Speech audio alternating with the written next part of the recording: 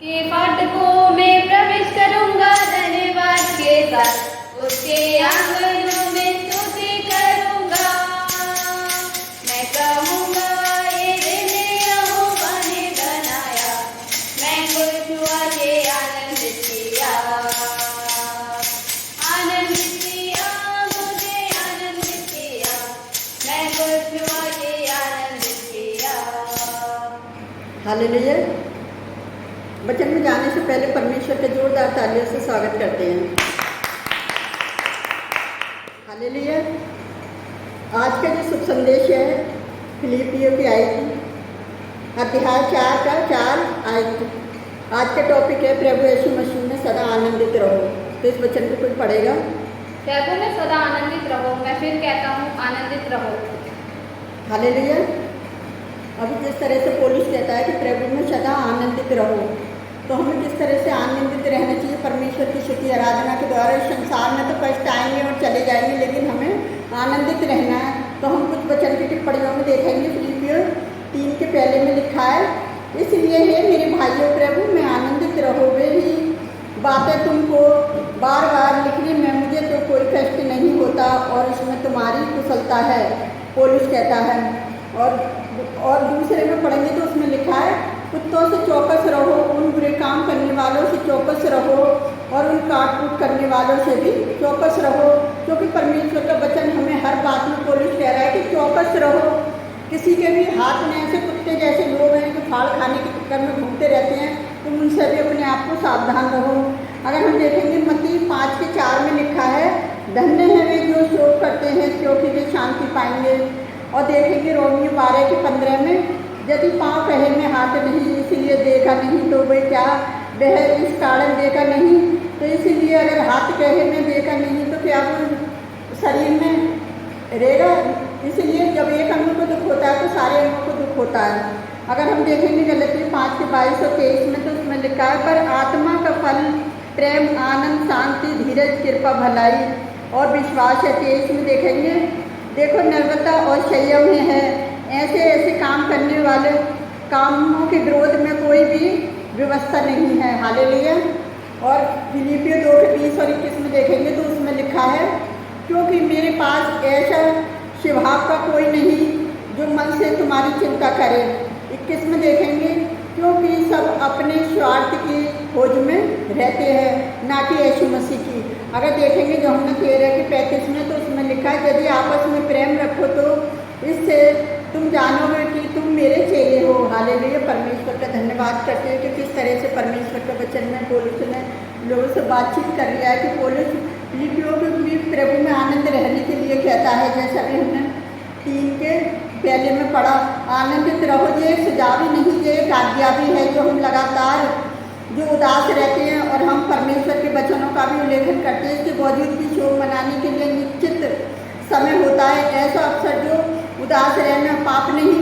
हम दोनों पाप के लिए हमेशा शोक मनाना चाहिए, चाहे वे हमारे पाप के लिए हो या दूसरों के पाप के लिए हो। जैसे अभी हमने मत्ती 5 के 4 में पढ़ा, पौलुस इस शब्द को कोमलता का उपयोग करता है। वे इस शब्द के अर्थ के अंतर्गत केवल कोमलता ही नहीं, परंतु धीरज और कृपा और भलाई और पवित्र आत्मा की सभी फलों को शामिल करता है। जैसा भी हमने गलती 5 के 22 और 23 में पढ़ा। और नरम और कोमल व्यक्ति को उद्धार व्यक्ति होता है। ऐसे व्यक्ति अपनी रुचि के लिए नहीं वरना दूसरों की रुचि का ध्यान रखते हैं। ऐसे फिलिपियों 20-21 में देखा, हमारी कोमलता दूसरों के समान स्पष्ट रूप से प्रकट होनी चाहिए। कोमलता एक दूसरे के प्रत्येक हमारे प्रेम का एक परिणाम है। जो हमने जैसे हमने 13 के 35 में पढ़ा, परमेश्वर निकट है। पौलुस के कहने का मतलब यह है कि मसीह फिलिपियों के निकट है, वह उन पर अपनी दृष्टि बनाए रखता है। मसीह फिलिपियों की कलीसियाओं को निरंतर शुद्ध करता है। पौलुस का दूसरा अर्थ यह है कि प्रभु निकट है, जैसे प्रभु फिर से आने वाला है। याकूब जैसे 5 के 8 में कुछ लोग पूछते हैं कि क्या प्रभु देर से आने वाला है। अगर पौलुस ने इस पत्र में लिखा है कि प्रभु आने वाला है, तो वह क्या नहीं आएगा, लेकिन हम उसके अनुमान पर संदेह ना करें। इसकी बजाय हमें ये याद रखना है कि परमेश्वर की दृष्टि में एक दिन 1000 वर्ष के समान है, 1000 साल एक दिन के बराबर है। दूसरा पत्रस 3 के 8 में। तो इस तरह से हमें किसी भी बात की चिंता नहीं करनी चाहिए। जैसे हम किसी बात की चिंता करते हैं तो ये एक आज्ञा भी है कि चिंता करना हमेशा एक पाप है। क्योंकि चिंता विश्वास के अभाव का एक चिन्ह है। परमेश्वर हमारे प्रेमी हैं और सामर्थ्य और सर्वपिता है, वही अपनी संतान की देखभाल करता है। हालेलुया। हमें कभी भी घबराना नहीं चाहिए, हमें कभी भी चिंता नहीं करनी चाहिए। हमारी आवश्यकताओं से मांगने से पहले परमेश्वर हमारी सारी आवश्यकताओं को जानता है। तो आज हमें अपनी सारी, मेरे मसीह भाई बहनों, हमें अपनी सारी चिंता अपने परमेश्वर यहोवा के ऊपर डाल देनी चाहिए, क्योंकि वो परमेश्वर ही है जो इस संसार में हमें हर विपत्ति से, हर परेशानी से बचा सकता है। आप देख रहे हो कि संसार में कितनी विपत्तियाँ आ रही हैं, लेकिन जब मसीह लोग प्रार्थना करते हैं तो विपत्तियाँ घटाई जाती हैं। तो मैं आपको एक छोटी सी एक गवाही बताना चाहती हूँ कि कुछ लोग हैं जो परमेश्वर पर अभी विश्वास नहीं कर रहे हैं। और जैसे हमने पहले वचन में पढ़ा था कि मतलब लोग पानी की तरह बहते हुए चले आएंगे, और जब ऐसा समय आएगा तो उनको शायद, मुझे लग रहा है, बाइबल नसीब नहीं होगी। फिर बाइबल को ढूंढेंगे कि मैं भी मसीह का हूँ, मुझे भी बाइबल पढ़नी है। जब लोग अपने आप को बोलेंगे, जब उनको पता चलेगी कि सचमुच शायद हम पहले से विश्वास कर लेते थे जो विपत्ति हमारे पर नहीं आती, क्योंकि परमेश्वर का वचन बताता है कि विपत्ति के समय तुम मुझे पुकार तो मैं तेरी सुन लूँगा। जब हम परमेश्वर को पुकारते तो वो हमारी प्रार्थनाओं को सुनता है। तो आज ऐसे लोग हैं हमसे इतनी नफरत करते हैं, और नफरत किस बात की करते हैं कि सिर्फ हम उनका प्रसाद नहीं खाते, और वो प्रसाद की वजह से हमें किसी बात में पूछना चाहिए नहीं चाहते, लेकिन हमें इस बात की चिंता नहीं है। लेकिन हम इस बात की चिंता करते हैं कि हम प्रभु के लोग हैं और प्रभु का हर समय शुभ समाचार प्रचार करेंगे। और जब तक हमारी ज़िंदगी है, और जब तक प्रभु मौत तक हमारी अगुवाई करेगा, जब हम अच्छा काम करेंगे, ताकि हम मौत तक भी क्या करें, हम यीशु मसीह का प्रचार करते रहें और यीशु मसीह में बने रहें, तो प्रभु हमारे आगे आगे चलने वाला परमेश्वर यहोवा हमारे साथ है।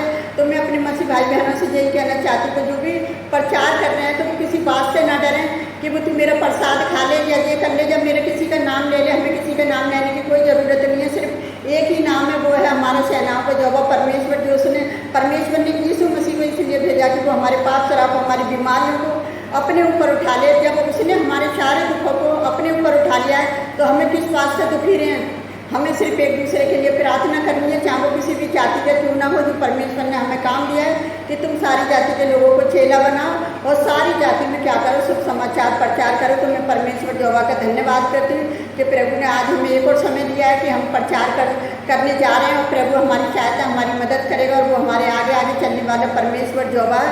तो मैं प्रभु यीशु मसीह का धन्यवाद करती हूँ कि खुदावन ने हमें ये सुंदर समय दिया कि हम प्रभु की हजूरी में आकर परमेश्वर का काम करें। और जब हम परमेश्वर के प्रचार के लिए जाएँ, प्रभु ने कहिए जहाँ भी कहीं जाओ तो मेरा नाम स्मरण कर जाओ। जब हम प्रभु के नाम से जाते हैं तो प्रभु हमारे आगे आगे हमारी अगुवाई करता है और हमारी सहायता मदद करता है। तो मैं आज के सुंदर वचन के लिए प्रभु यीशु मसीह का धन्यवाद करती हूँ। तो आइए हम प्रार्थना की ओर चलते हैं, आप भी हमारे साथ मिलकर प्रार्थना करें। हालेलुया। धन्यवाद करते हैं मेरी सेनाओं की यहोवा परमेश्वर, हम सारी आशीषों के लिए धन्यवाद करते हैं मेरे खुदावन, जो आपने हमें जो नया दिन दिखाया है उस बड़ी दया के लिए भी धन्यवाद करते हैं मेरे खुदावन। आपसे विनती करती प्यारे जो परमेश्वर, आज जाने कितने लोग आपसे प्रार्थना कर रहे हैं, वो चिंता कर रहे हैं प्यारे पिता परमेश्वर, उनकी चिंताएं आज आनंद में बदल जाए पिता, आज उनके दुख सुख में बदल जाए मेरे जो परमेश्वर। जिस तरह से पौलुस कहता है तुम आनंदित रहो, सदा आनंदित रहो प्रभु में, किसी बात की चिंता मत करो, दिन निकट है प्यारे जो परमेश्वर। तो आप ऐसे लोगों की सहायता मदद करें जो एक दूसरे के लिए प्रार्थना करें। आपके दास दासियों को सबको आपके हाथ में देती, पूरी कलेसियाओं को मैं आपके हाथ में देती, छोटी बड़ी सारी कलेसियाओं को हाथ में दे आपके हाथ में देती मेरे जो परमेश्वर। जो सताव को सह रहे लोग पिता, मणिपुर के लोगों को मैं आपके हाथ में देती पिता, एक बड़ी बेदारी को देख नहीं पाए प्यारे जो परमेश्वर, उनका दुख सुख में बदलने जा रहा है प्यारे पिता परमेश्वर। हमें विश्वास और भरोसा है जब दुख आता है तो पिता सुख भी आता है मेरे जो परमेश्वर। जिस तरह से यीशु मसीह ने दुख उठाया और फिर बाद में उनका दुख सुख में बदल गया मेरे पिता, जिस तरह से यीशु मसीह खुद परमेश्वर के दाएं ओर बैठा हुआ है प्यारे पिता परमेश्वर। आज तेरे बच्चे तेरे दाएं ओर हो प्यारे जो परमेश्वर, तेरे चरणों में हो प्यारे पिता परमेश्वर। आप अपने बच्चों पर दया और रहम करें जो बड़े दुख को देख रहे हैं खुदावन, एक बड़ी बेदारी को देख नहीं पाए पिता, अपना जोरा भरा हाथ उन लोगों पर बड़ा पिता परमेश्वर के जो मणिपुर के लोगों के लिए मैं एक जन के लिए प्रार्थना करती प्यारे जो परमेश्वर, जो बड़े अपराध को सह रहे हैं खुदावन। आप उनकी सहायता उनकी मदद करें, क्योंकि आपकी मदद के बिना कोई कुछ नहीं कर सकता मेरे खुदावन। अपनी दया उन पर बनाए रखें प्यारे पिता परमेश्वर, हर विपत्ति से हर परेशानी से उन्हें बच्चा संभाल कर रखना मेरे खुदावन। जितने लोग हमें लाइक कमेंट सब्सक्राइब करते हैं और हमारी वीडियो को देखते हैं पिता, एक एक को आपके हाथ में देती, उनकी सारी परेशानियां सुन्नासरी के नाम से दूर हो प्यारे पिता परमेश्वर। जितने लोग अपने रोजगार के लिए प्रार्थना करते हैं आप उन्हें रोजगार दीजिए खुदावन, जो अपनी बीमारी के लिए प्रार्थना करते हैं उन्हें चंगा कीजिए मेरे खुदावन। मैं आपसे विनती करती हूँ जो अपने बिजनेस के लिए प्रार्थना करें, अपने बच्चों की पढ़ाई लिखाई के लिए प्रार्थना कर रहे हैं पिता, जो अपने बेबी की ब्लेसिंग के लिए लेडी से प्रार्थना कर रही है पिता, आप उनकी भी प्रार्थना को सुने और कबूल करें पिता। इन सब के लिए हमारी प्रार्थना करना एक व्यर्थ न जाए, एक आशीष का कारण बन जाए प्यारे जो परमेश्वर। मैं हर एक जन को आपके हाथ में देती, सबकी चिंता फिक्र को आपके ऊपर डालती पिता। आपने कही अपना बोझ हवा पर डाल दे, तो पिता मैं सारा बोझ सबका आपके ऊपर डालती पिता, और वो सब आप में आनंदित रहें और किसी बात की चिंता ना करें पिता।